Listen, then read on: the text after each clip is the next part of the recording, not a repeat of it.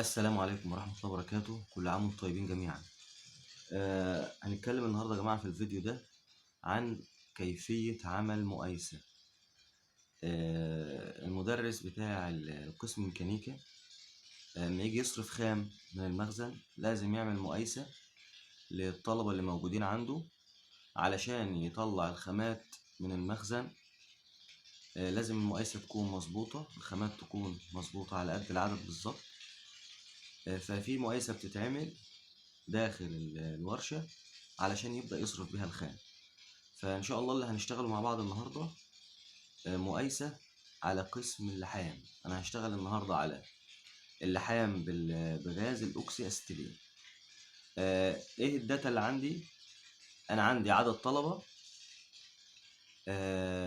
محتاج أعرف وزن. أنا هشتغل على الصاج عامة، صاج 1.5 مللي.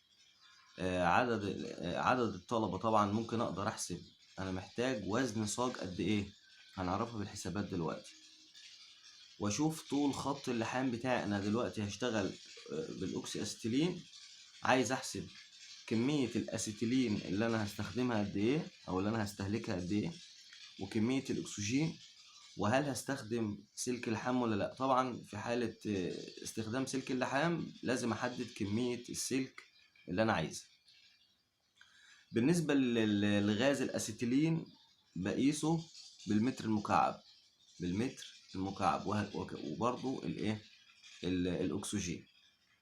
اما السلك بالكيلو جرام. تمام. بالنسبه للصاج اللي انا هستخدمه طبعا بجيبه قطعه واحده وبعدين بقطعه. الصاج طبعا بالكيلو جرام. لازم اعرف الحاجات دي كلها علشان اقدر اشتغل في المقايسه.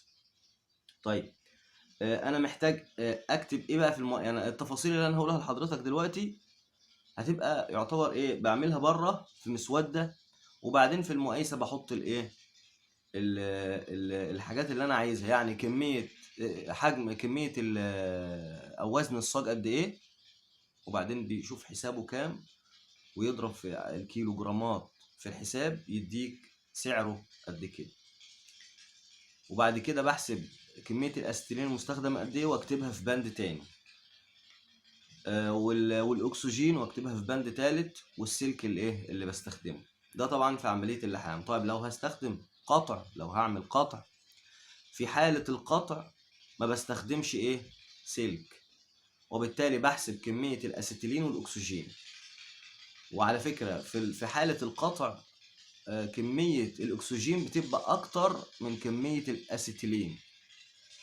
فاحنا دلوقتي هنشتغل في المقايسة بالتفصيل، فتابعوا وإن شاء الله نستفيد إن شاء الله، والله المستعان. نبدأ إن شاء الله يا جماعة في عمل المقايسة. أول حاجة أنا محتاج آلة حاسبة، ومحتاج النوتة دي طبعا فيها جدول تصريف الغازات وجدول الأوزان. تمام. طبعا النوتة أو الجداول ديت من خلال الممارسة هتتحفظ. أنت شغال مثلا على معدن سمك مثلا معين بيتكرر على طول، فهتبقى حفظته. بس احنا في الأول بنقول إن احنا بنستخدمها علشان نتأكد من الشغل بتاعنا، عشان نطلع الأرقام مظبوطة. فدي المسودة بتاعتنا اللي احنا هنبدأ بيها زي ما احنا قلنا. بسم الله الرحمن الرحيم. ليكن قطعة الصاج بتاعتي او اللي هتكون مع كل طالب بالشكل ده.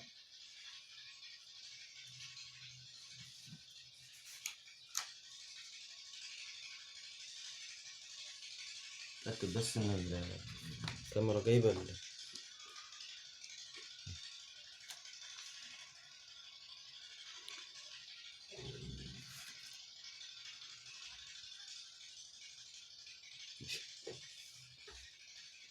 ادي قطعة الصاج، سمك 1.5 مللي، ده اللي احنا شغالين عليه. وفي عندي دول 3 قطع. القطعة دي 20، المسافة دي 20 مللي، 20 مللي، دي 20 مللي، والطول بتاعها 120 مللي، يعني هشتغل بالملي، يعني 12 سنتي 2 2 2. يعني انا هدي للطالب 3 قطع وبعدين هخليه يلحمهم مع بعض بالشكل ده، يبقى طول خط اللحام عندي 120. يبقى انا هعمل ايه؟ خطين لحام. كل دي داتا وبيانات لازم ايه اكون عارفها. طيب انا عندي كام طالب يا استاذ؟ انا عندي 36 طالب. طيب في نموذجين هيتعملوا لاتنين مدرسين بتوع الورشة، يبقى زائد 2 نموذج. يبقى انا عندي كام تمرين؟ لو كل طالب هيبقى معاه تمرين و2 نموذج، يبقى الاجمالي عندي 38 ايه نموذج. خلاص.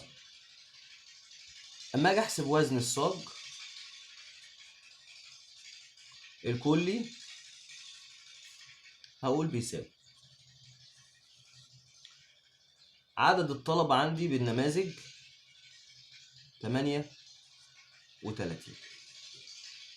يبقى انا عندي ايه؟ 38 في القطعة كام في كام في كام. انا عايز احسب الحجم بتاع القطعة، انا بحسب يا جماعة الوزن.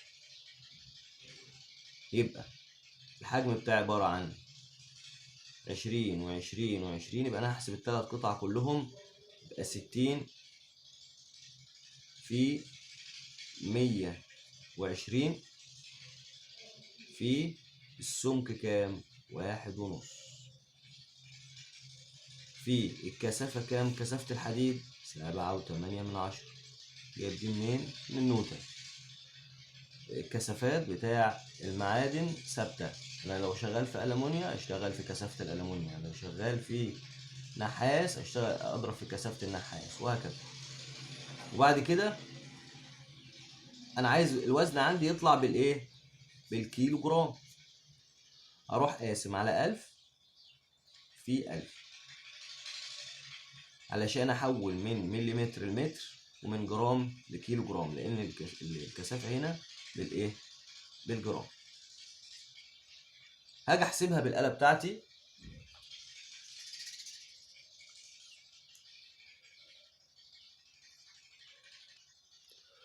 حسبت بالآلة، ضربت الكلام ده طلع زي ما احنا شايفين كده 23 من 100 على الآلة.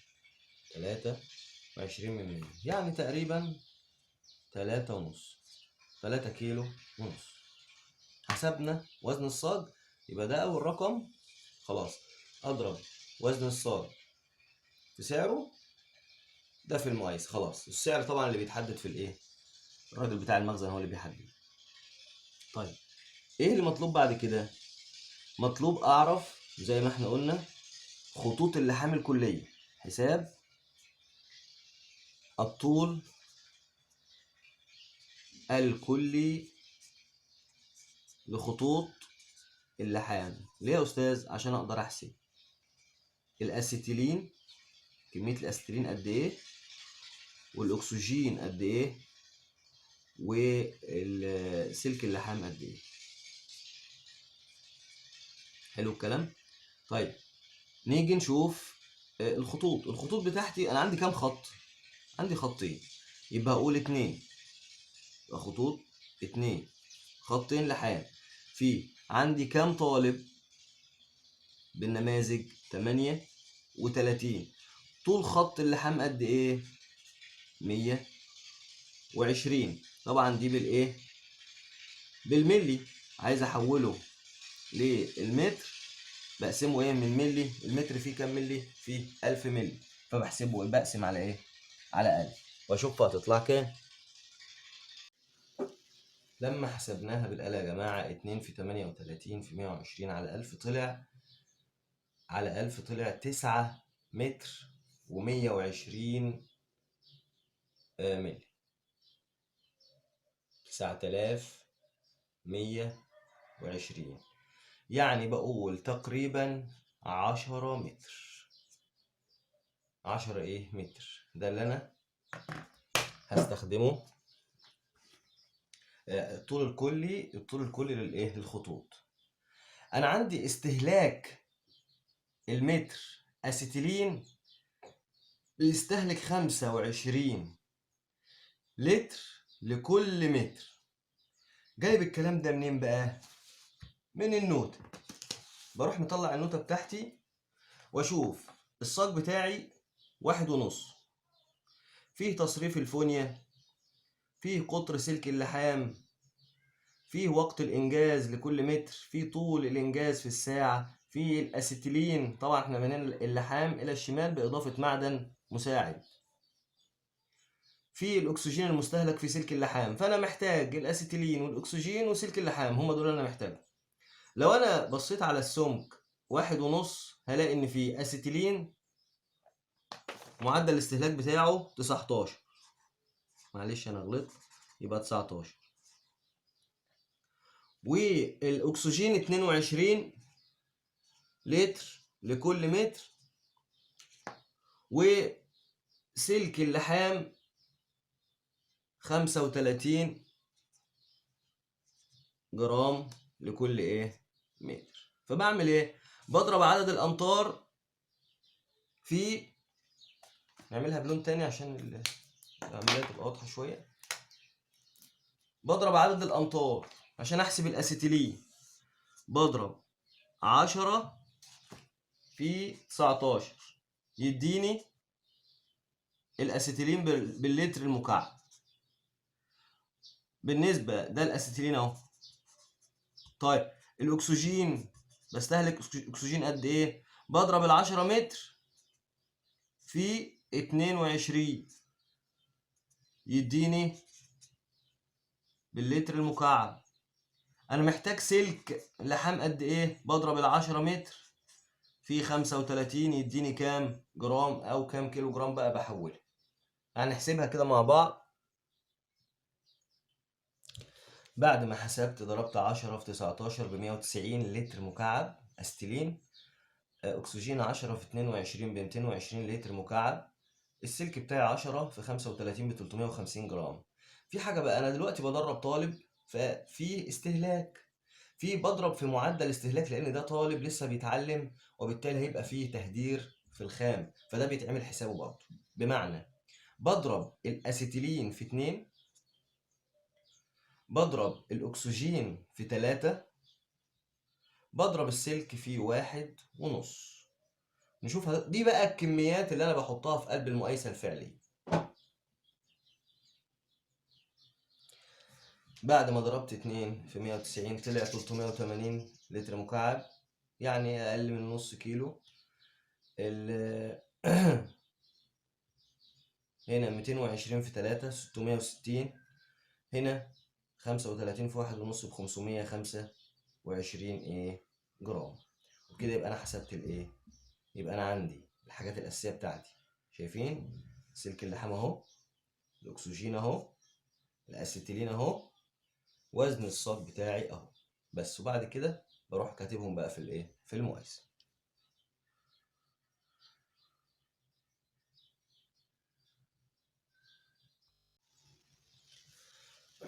طيب يا جماعة، لو احنا بقى عايزين نعمل مقايسة بس قاطع، برضو اوكسي استيلين. ماشي، احنا قلنا في المقايسة ديت هيبقى عندي اسيتيلين وهيبقى عندي الاكسجين، مبستخدمش سلك الحام. طيب في الحالة ديت انا عايز برضو انفذ عملية القطع.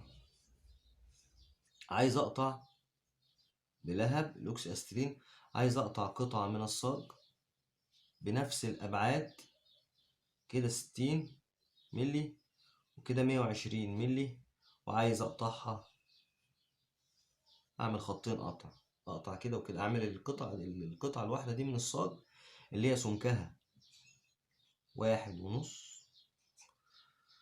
ملي، عايز اقطعها الى 3 قطع بلهب الاوكسي اسيتيلين. بالنسبة لحساب وزن الصاج زي ما عملنا المرة اللي فاتت بالظبط، طلع كام؟ طلع 3 كيلو ونص، 3.5 كيلو جرام. خلاص انا بقى عايز احسب الاستيلين والايه والاكسجين. انا عندي برضو الخطوط بتاعتي، ادي خط وادي خط.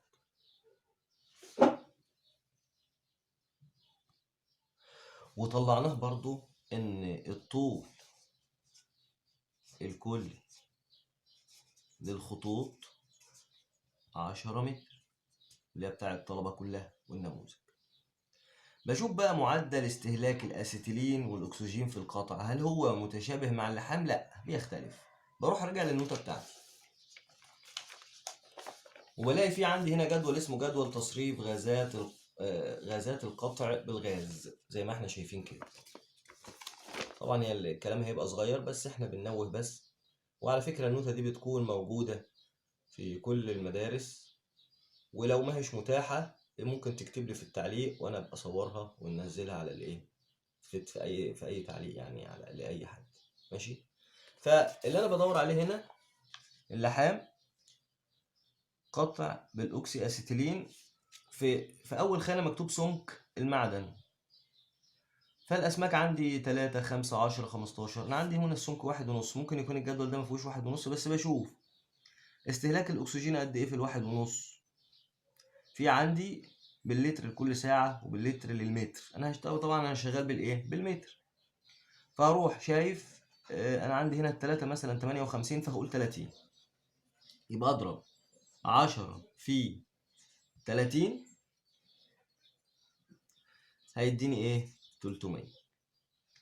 طيب بالنسبة للاكسجين ده اسيتيلين، الاكسجين بشوفها جنبها على طول. يا جماعة نفهم الفكرة. أنا بطلع معدل استهلاك وأضربه في طول الأمتار يديني الإيه؟ القيمة بتاعتي. ده تقريبا الإيه؟ الأكسجين. هنا الكلام صغير قوي. هنا الإيه؟ الأسيتيلين. الأسيتيلين كام؟ هيبقى حوالي دي 6.5، يبقى حوالي مثلا إيه؟ 2.5. أقول 3. 10 في 3 بتساوي 30. نلاحظ الفرق ما بين الاكسجين والاسيتيلين، فرق كبير. احنا بنزود زي ما احنا قلنا في الاول خالص ان احنا بنزود قيمة الايه الاكسجين عشان في عملية القطع. وبكده يا جماعة يبقى ايه؟ يبقى احنا حددنا معدلات الاستهلاك في كل من الاكسجين والاسيتيلين في عملية القطع وعملية الايه اللحام. وفي النهاية بقول ان كل عمل إنساني غير مكتمل مهما بلغت جودته، وفي حاجة دائمة إلى المراجعة والتمحيص من قارئ واعي قادر على التحليل والتميز. وهذه دعوة لكل زملائي وكل الطلاب لإبداء الرأي في هذا العمل في سبيل تحسينه وتطويره وصولا به إلى المستوى الذي نرغب به. والسلام عليكم ورحمة الله وبركاته.